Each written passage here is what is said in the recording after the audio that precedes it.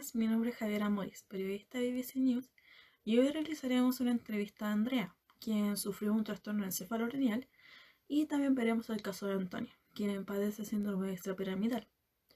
Ella estará presente en la entrevista en conjunto con María, su madre, quien es su cuidadora principal, y es la que responderá a nuestras preguntas, pues Antonia presenta dificultades para comunicarse verbalmente y además es menor de edad. También nos acompañará Sofía Calquín. Ella es una terapeuta ocupacional experta en estas dos patologías. Además, nos acompañará Magdalena Jalil, médico especialista en TEC y PC. Por último, quien se preocupará de los aspectos técnicos y edición de la entrevista será Magdalena Jalil. El tipo de entrevista que abordaremos en esta ocasión será una entrevista semiestructurada, basada en una metodología cualitativa. La entrevista semiestructurada nos va a permitir tener un foco y una guía para facilitar la dinámica y lograr nuestro objetivo a través de un guión de entrevista, y a su vez nos proporciona espacio y libertad para explayarnos tanto a usuarios como a profesionales de manera más lúdica y natural. El objetivo de esta entrevista es conocer las patologías TEC y cuadriplegia tetoide. Según expertos, quienes nos explicarán sus causas, consecuencias y algunos tipos de evaluaciones desde las distintas visiones, y además conocer a dos personas que viven con estas patologías. Bueno, además será esencial poner atención a cada gestualidad y elemento no verbal de las personas, ya que esto nos soportará información adicional que ayudará a lograr nuestro objetivo de la entrevista. Entonces, para empezar, debemos saber en qué consisten estas patologías en sí. Doctora Magdalena, ¿nos podría explicar qué es un TEC? El TEC se define como una patología médica quirúrgica que se caracteriza por una alteración cerebral no degenerativa, que según el MinSal se puede dar por una lesión traumática encefálica o deterioro funcional de esta, como también de sus meninges, que son estructuras que envuelven y protegen la zona, producto de una descarga energética directa o secundaria a la inercia. Por ejemplo, una persona que sufrió un accidente automovilístico se golpea la cabeza directamente contra el parabrisas del auto, con lo que ocasionará un TEC. Esto sería una descarga energética directa. En cambio, una persona que no alcanza a golpearse con el parabrisas, pero se generó un movimiento brusco de cabeza y cuello, llamado fenómeno del latigazo, puede ocasionar un TEC secundario a la inercia. Entonces, si se da frecuentemente por accidente de tránsito, ¿se podría decir que la población que más sufre un traumatismo encefalocranial es la mayor de edad? Sí, desde la epidemiología de la enfermedad, según el MinSal, entre los 20 y los 40 años es la edad más frecuente en que una persona pueda sufrir un TEC. Sin embargo, no hay que olvidar que no solamente se da por el mecanismo de aceleración-desaceleración, producidos por accidentes automovilísticos, sino que también puede ser producto de caídas, heridas por balas, contragolpes, que son choques que provoca el movimiento del encéfalo generando un impacto del cerebro contra el cráneo. Y finalmente por el fenómeno de atrición y aplastamiento durante el parto, donde la zona del cráneo se somete a mucha presión y puede aplastar el encéfalo ocasionando un daño. Si sacamos el promedio de todas las causas mencionadas, el promedio de la población que sufre de TEC en total es de 280 por cada 100.000 pacientes. ¿Y nos podría explicar qué es una cuadriplegia tetoide? El sistema nervioso central se compone de dos vías principalmente, la vía piramidal y la vía extrapiramidal. La primera es una vía descendente que manda distintos impulsos desde la corteza cerebral hasta la médula espinal, y esta información reside en los músculos para efectuar movimientos voluntarios. La vía extrapiramidal es una vía descendente de información que, al contrario de la piramidal, se encarga de los movimientos involuntarios como lo es la marcha, la postura, niveles de alerta, equilibrio, variación del tono muscular, entre otros. Cuando existe una afectación en la vía extrapiramidal, estaremos ante una parálisis cerebral atetoide, de clasificación disquinética, es decir, es una lesión de la vía extrapiramidal, principalmente de los ganglios basales y sus conexiones con la corteza prefrontal y premotora. Bueno, algunas características clínicas son que estas personas presentan un coeficiente intelectual generalmente bueno, patrones de movimientos involuntarios por una fluctuación en el tono y tienen una alteración en el lenguaje por una incoordinación de la musculatura de la lengua. Los niños que padecen parálisis cerebral atetóxica manifiestan hipotonía, por lo que al efectuar un movimiento este será lento e incontrolado, pues no existe una inervación recíproca, es decir, no existe una sinergia entre los grupos musculares agonistas y antagonistas, por lo que actúan al mismo tiempo sin una coordinación de estas. Lo anterior ocasionará posturas retorcidas y alternantes, además de la pérdida del control de un movimiento con algún propósito, como por ejemplo realizar un alcance para agarrar un juguete. Por lo tanto, el niño o niña con parálisis cerebral atetóxica tendrá una importante limitación de movimientos, por lo que será dependiente de terceros para realizar sus actividades y rutinas de la vida diaria. Y, por ejemplo, ¿a qué se debe que Antonia no pueda hablar? Es porque en esta patología se presentan alteraciones en el habla, ya que si bien sabemos que esta alteración afecta a los músculos de las extremidades superiores e inferiores, también debemos saber que afecta a la musculatura de lengua y boca, pues existe una incoordinación de los músculos involucrados en la acción, por lo tanto se produce dificultad en la articulación de las palabras, así como también se ve afectada la deglución. En base al anterior, es posible que presente diversas complicaciones en relación a esta limitación funcional, como la dispraxia verbal, anartria y disartria. ¿Y en qué etapa natal tiene mayor probabilidad de padecer cuadriplegia tetoide? ¿Antes o después del nacimiento? Existe un 60% de probabilidad de que ocurra este síndrome en etapa prenatal, es decir, cuando el bebé todavía no nace, un 30% en la fase perinatal por presentar problemas durante el parto y finalmente un 10% en la etapa postnatal, lo cual consiste en algún accidente que sufren los niños entre los 3 y 5 años, pues ellos aún no desarrollan completamente el sistema nervioso central. Bueno, ya teniendo claro de qué se tratan estas patologías, pasaremos a hablar con María y Andrea. ¿Ustedes podrían hacerme un acercamiento de cómo ha sido su vida desde que viven con estas patologías? Antonia tiene 5 años, ella padece de parálisis cerebral atetoide. Antonia nació extremadamente prematura. A las 24 semanas y al año cumplido fue diagnosticada con PC atetoide y desde ese entonces que la PC de Antonia afecta sus habilidades físicas y verbales, le complica bastante hablar. Ella es muy inteligente, pero en cuanto a sus capacidades físicas se encuentra a la par de un bebé de 6 meses. Su lengua es fluctuante y no tiene completo control de su cuerpo, por lo que Antonia no es capaz de mantenerse firme por sí sola.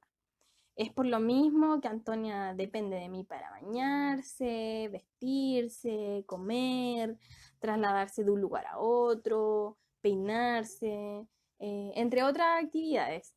Bueno, al final le ayudo con la mayoría de sus quehaceres.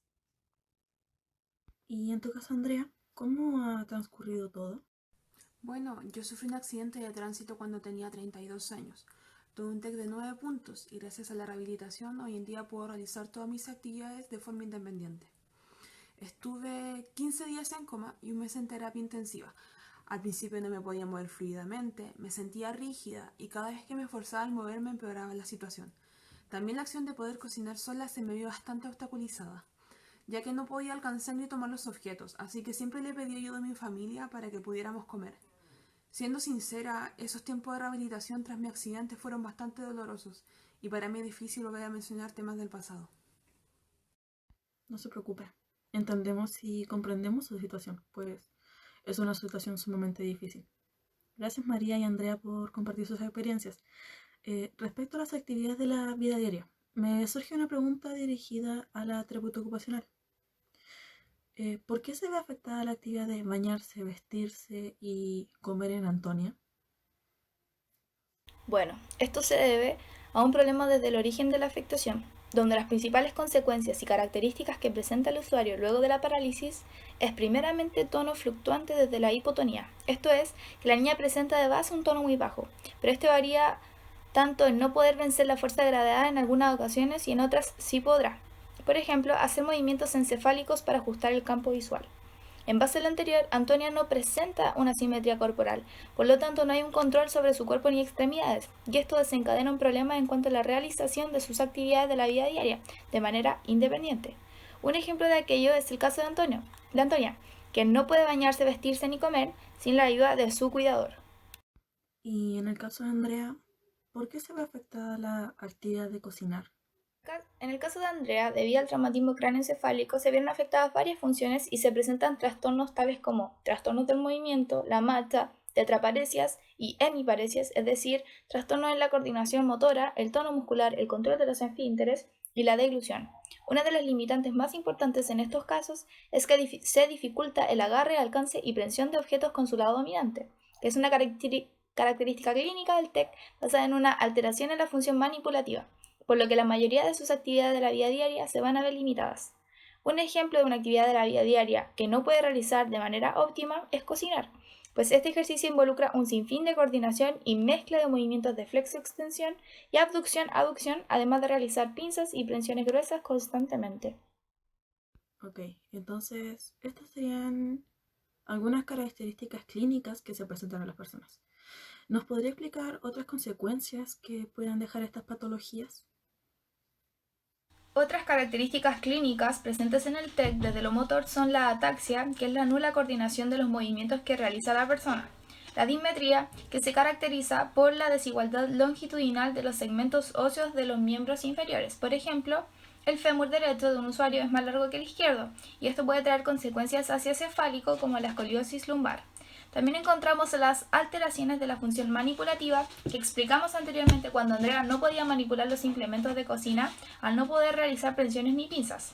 Alteraciones del tono muscular en donde la persona padece tono alto, es decir, hipertonía, la cual causa espasticidad que consiste en la reducción de movimientos provocados por el exceso de contracción de un grupo muscular y exceso de inhibición del grupo muscular agonista. Por otro lado, desde lo sensitivo encontramos la hipoestesia, que es la disminución de la sensibilidad. También podemos encontrar la anestesia, que sería la nula sensibilidad. Por último, desde lo conductual, se ve afectado el lóbulo frontal. Es muy probable que la persona padezca de un síndrome disejecutivo, que es una alteración en las funciones del lóbulo frontal, tales como afectación en la memoria, flexibilidad, razonamiento multitareas, planificación y cambios en la conducta del individuo, mostrando conductas desinhibidas que son comportamientos inapropiados y además carencia de empatía. También el sujeto se muestra más agresivo y esto puede estar asociado a trastornos psicóticos. De acuerdo. Pasando a la siguiente pregunta. ¿Podría describir sus rutinas diarias? Antonia y yo nos levantamos de lunes a viernes a las 6 a.m. para alcanzar a bañarla.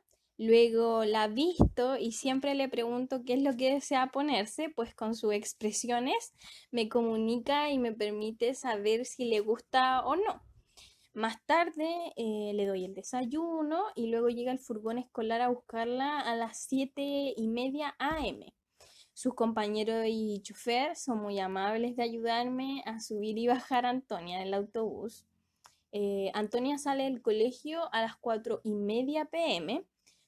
La voy a buscar y la llevo a terapia física.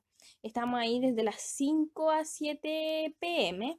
Llegamos a las 7:30 a nuestro hogar y ya a las 9 de la noche la acuesto en su cama para que pueda descansar de un largo día. ¿Y usted, Andrea? ¿Cómo serían sus rutinas diarias? Bueno, yo me levanto a las 7 de la mañana para ir a trabajar. Me baño, me visto, tomo desayuno si es que alcanzo y a las 8 salgo de mi hogar para llegar a las 9 de la mañana a mi trabajo. Yo soy cajera del supermercado Líder y mi recorrido consiste en tomar 2 micros y el metro para poder llegar. Salgo a las 6:30 de la tarde y el recorrido es el mismo que en la mañana. Llego a mi casa, le preparo a mis 2 hijos la cena, aunque con su ayuda, ya que cocinar es una actividad que aún me cuesta realizar de forma independiente. Así que mis hijos me ayudan un montón. Además, hago las tareas con ellos. Tengo un varón de 11 años y una niña de 15. Después de esto veo televisión y me duermo a eso de las 1 de la mañana. ¿Qué herramientas nos ayudarán a detectar que hubo un daño, ya sea por parálisis o por TEC? En el caso de Andrea, se puede realizar una evaluación llamada escala de rancho de los amigos. Es ideal realizar esta evaluación, ya que se puede seguir evaluando a pesar de que Andrea sufrió hace años el TEC. Por lo tanto, esta nos ayudará a verificar si aún padece ciertas secuelas de su accidente. Esta escala, según el equipo de salud física de la Universidad Andrés Bello, consiste en verificar los niveles de conciencia, función cognitiva y ajuste conductual mediante 10 niveles, en donde en cada etapa se debe realizar una actividad que pondrá en evidencia las habilidades y carencias de la persona. Por lo tanto, el ascenso al siguiente nivel demostrará que el usuario ha evolucionado gracias a su terapia. Sin embargo, si la persona se mantiene en el mismo nivel, querrá decir que no ha mejorado. El subir o mantenerse de nivel dependerá de las secuelas que padezca Andrea al día de hoy. Por ejemplo, el quinto nivel, llamado automático apropiado, se busca una actividad en donde el usuario realice sus actividades en la vida diaria y si éste las resuelve sin problemas y de manera automática, pasará al nivel 6. En el caso de Antonia, se puede realizar la escala de Daniels para examinar la zona muscular dañada por la parálisis cerebral, la cual determina ciertos grados según la lesión motora, en donde el grado 0 demuestra que no existe una respuesta muscular. El grado 1 se evidencia una contracción muscular palpable sin movimientos. El 2, el músculo realiza movimientos a favor de la gravedad. El 3, el músculo vence la gravedad. El 4, el músculo ejecuta movimientos contra gravedad más una pequeña resistencia. Y el 5, el músculo posee una movilidad normal contra gravedad, sumándole una resistencia máxima. Como sabemos que Antonia sufre de hipotonía fluctuante por la cuadriplegia tetoide, se debe evaluar constantemente su hipotonía para evidenciar si la rehabilitación física de Antonia está dando resultados positivos o no. Por ejemplo, si vemos que Antonia no puede realizar movimientos de flexión de codo contra gravedad, hay que apoyar la extremidad evaluada y posicionarla lateralmente para verificar si existe una inervación recíproca entre el bíceps, que debe contraerse, y el tríceps, que debe estirarse, que permitirá el movimiento de flexión. Para determinar los daños que sufrió Andrea tras su accidente, se evalúa a través de la escala de Glasgow, el cual determina el compromiso neurológico que presenta una persona luego de haber sufrido un TEC, en donde, según Zúñiga, se examinan las respuestas oculares, verbales y motoras de la persona. Este mecanismo clasifica la gravedad del TEC según el puntaje obtenido del individuo, el cual varía entre los 3 hasta los 15 puntos, de modo que, mientras mayor sea el puntaje obtenido, menor será el compromiso neurológico. Por lo tanto, si una persona obtiene un puntaje de 14-15 puntos se considera leve. Si el puntaje es entre los 9 a 13 puntos es moderado y entre los 3 y 8 puntos es grave. En el caso de Antonia se podría utilizar una tomografía computarizada, que muestre una imagen del cerebro del paciente a través de rayos X, en donde podemos identificar los daños de la zona cerebral. Entonces, doctora Magdalena, cuando uno de sus pacientes presenta un TEC moderado, como lo fue en el caso de Andrea, que obtuvo un 9 de 15, ¿cuáles son las consecuencias más frecuentes en este tipo?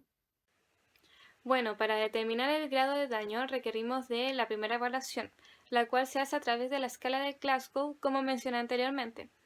Por lo tanto, según esta medición, Antonia obtuvo 9 de 15 puntos, y esto quiere decir que tuvo un TEC moderado, en el cual se podría ver que la persona se encuentra con una pérdida de coordinación, debilidad en extremidades superiores e inferiores, incapacidad para despertar, convulsiones, vómitos reiterados juntos con dolores de cabeza que pueden ir empeorando con el tiempo. En cuanto a lo cognitivo, la persona presenta desorientación a niveles muy altos. El sujeto puede agitarse demasiado, puede mostrarse agresivo o presentar actitudes que no eran típicas de él o ella. Para concluir con esta entrevista, me gustaría preguntarle a todos los participantes si es que desean agregar algo más. ¿No? Bueno, en síntesis, en esta entrevista conocimos lo que es el traumatismo encefalocraniano y la cuadriplegia tetoide. El TEC es una patología en la que la zona de la cabeza sufre algún impacto en el que se ve afectado el encéfalo y sus envolturas, donde se alteran las funciones cerebrales de la zona dañada. La cuadriplegia tetoide es una afectación de la vía extrapiramidal que desencadena en una parálisis cerebral, en donde el problema se encuentra en los ganglios basales, por lo que la ejecución de sus movimientos serán lentos, incoordinados y no funcionales por la presencia de la alteración del tono, o más bien dicho, la hipotonía. Estas patologías afectan al desempeño ocupacional de las personas que lo padecen, según los testimonios de Andrea y María, por lo que la terapeuta ocupacional se encargará de examinar a fondo estas patologías a través de exámenes neurocognitivos, sensitivos y conductuales que evaluarán las consecuencias de las patologías, como la disartria, hipotonía, espasticidad, entre otros, que dificultarán el desempeño de las personas. De este modo, para entender lo anterior, contamos con la ayuda de la terapeuta ocupacional Sofía Calquín y los aportes desde la medicina de la doctora Magdalena Jalil, además de la participación de María, Antonia y Andrea, que nos compartieron sus experiencias de vida personales relacionadas con las patologías.